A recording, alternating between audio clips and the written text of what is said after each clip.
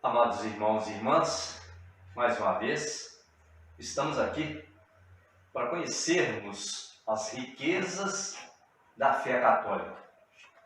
Tem um ditado interessante que diz o seguinte: ninguém ama aquilo que não conhece. E conhecermos o mistério da fé não é fácil. Temos que debruçar, temos que ter admiração por aquilo que a gente vai buscar. E buscar o assunto, a fé católica, cada dia mais nos engrandece e nos envaidece.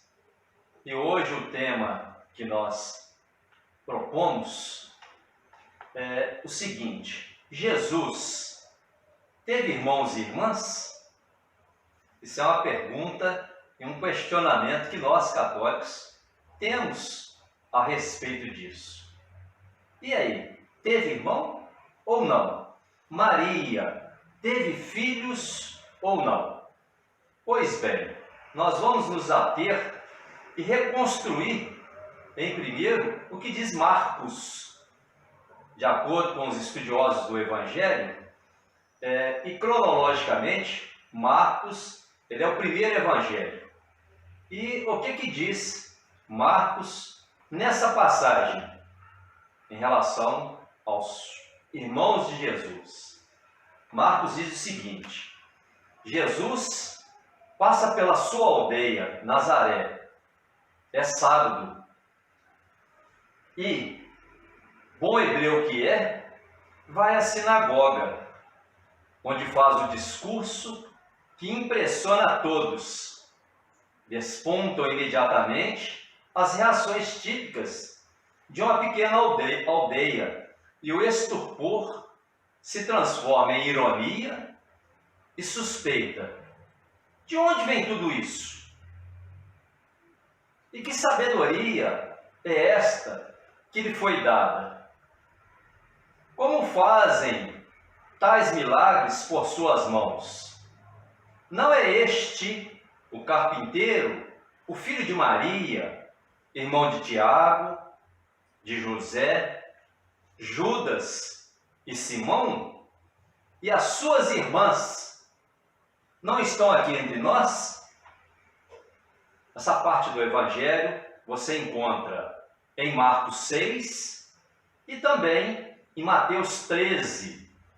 Desde a origem cristã, se interrogou sobre a identidade desses irmãos e irmãs em relação aos quais Jesus parece tomar distância em outras situações.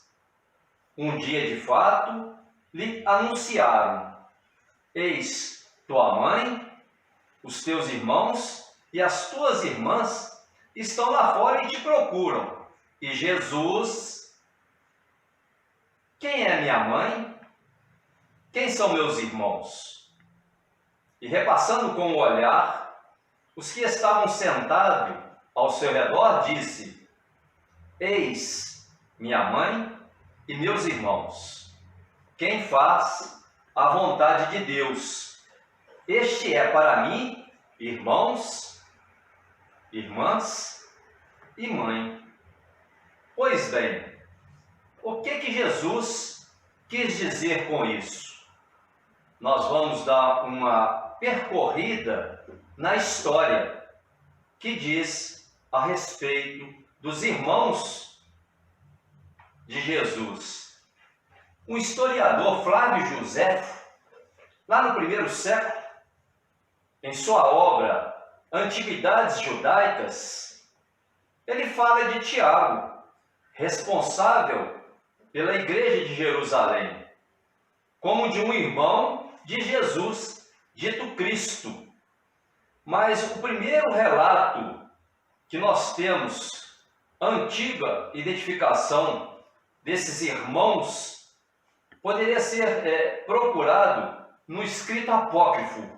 Falamos já a respeito dos escritos apócrifos, isto é, não é acolhido pelo cânon das Sagradas Escrituras. Mas é interessante nós sabermos desses livros apócrifos, que conta a história. E tem algumas coisas na história que não está relatada tanto no Novo como no Antigo Testamento. E aí, lá é composto, esse livro é composto no segundo século, e assim chamado Proto-Evangelho de Tiago. O que diz esse Proto-Evangelho de Tiago? Nele, José, no momento do casamento com Maria, confessa: tenho filhos e sou velho, enquanto ela é uma moça. É interessante essa observação de José, porque ele sendo já de idade avançada e ela uma moça, isso poderia tornar para Israel um momento de zombaria. Mas vamos voltar a José para nós entendermos um pouco essa parte. José, no seu primeiro casamento, ele casou-se com 40 anos. Ele esteve casado 49 anos. E ele ficou viúvo 1 ano. Fazendo as contas, aí vão-se 90 anos. Os responsais até o nascimento de Jesus foram mais 3 anos. E depois do nascimento de Jesus, José permaneceu 18 anos com Jesus, onde se conclui que ele morre com 111 anos. E aí é que vem, os irmãos de Jesus seriam, na realidade, enteados, nascidos de um precedente matrimônio de José. Vamos lá. No século II, o autor de origem judaica, um certo Egésico, nas suas memórias, ele fala de parentes de Jesus que foram processados pelos romanos sob o imperador Domiciano no final do século I. E este relato, essa tese, ela foi acolhida pelo famoso tradutor latino da Bíblia, São Jerônimo, que nos irmãos e nas irmãs de Jesus viu na prática os primos e primas, isto é, membros de um clã familiar de Maria. Ele defende esta tese na obra a qual ele escreveu, intitulada De Perpetua Virginitatis, polemizando asperamente contra um certo Evídio, seu contemporâneo do século IV, a fim de tratar-se, ao contrário, de filhos tidos de Maria depois de Jesus. A tese que defendia também por alguns exegetas modernos. Um dos argumentos traduzidos era a frase de Lucas, que dizia o seguinte: Maria deu à luz ao seu primogênito. Aí dá a entender que Maria, depois disso, ela teve outros filhos. Deve-se notar, porém, que o termo primogênito, de per si, tem, sobretudo, um valor jurídico e sublinha os direitos bíblicos ligados à primogenitura. De fato, curiosamente, um documento aramaico do século I fala de uma mãe, também chamada Maria, que morreu quando deu à luz ao seu filho primogênito. Porém, essa Maria morreu. E como nós sabemos, Maria não morreu com a vinda de Jesus. Muito pelo contrário, ela esteve com ele toda a sua trajetória, até aos pés da cruz. A este ponto, o que devemos concluir? Não há dúvida sobre o fato que a fé antiga, a fé católica, tem afirmado a virgindade de Maria, também depois da geração de Jesus. Isso, inclusive, é um dogma da Igreja.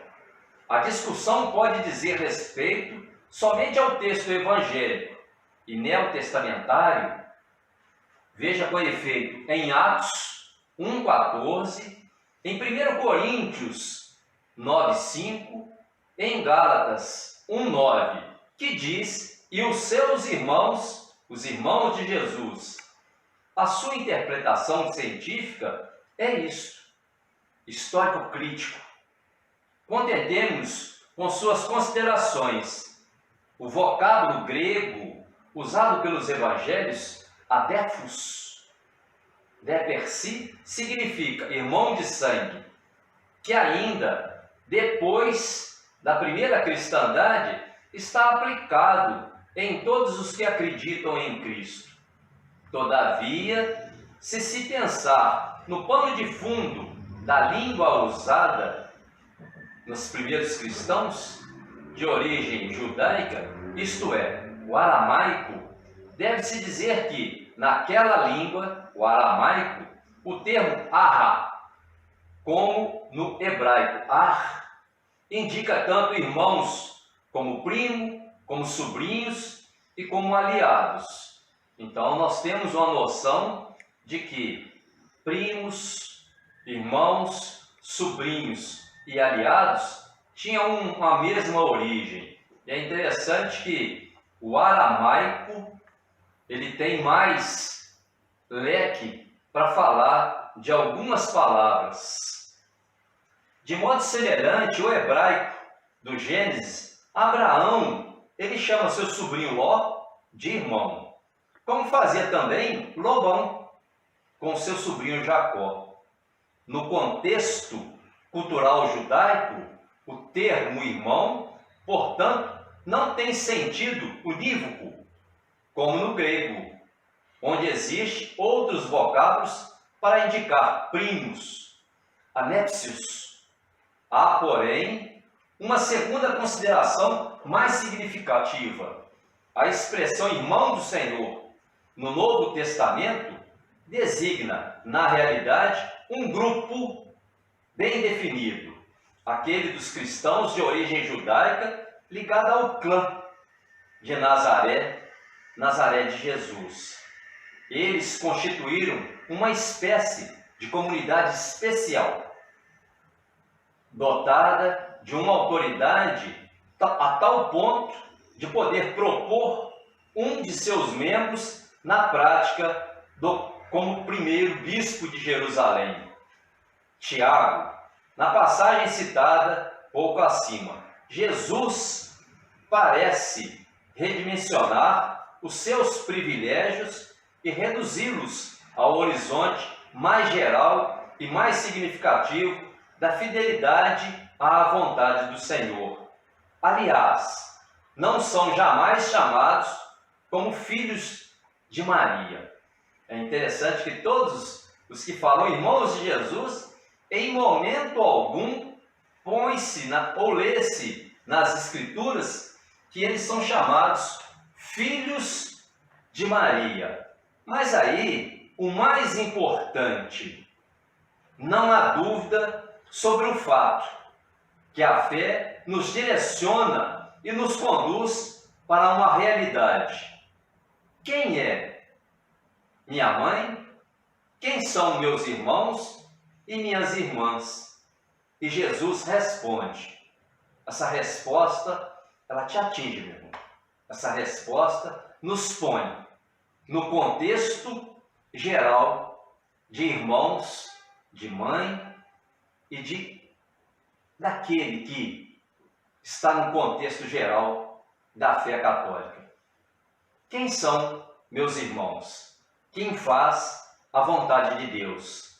Este é, para mim, irmãos, mãe e irmã. Louvado seja o nome de nosso Senhor Jesus Cristo.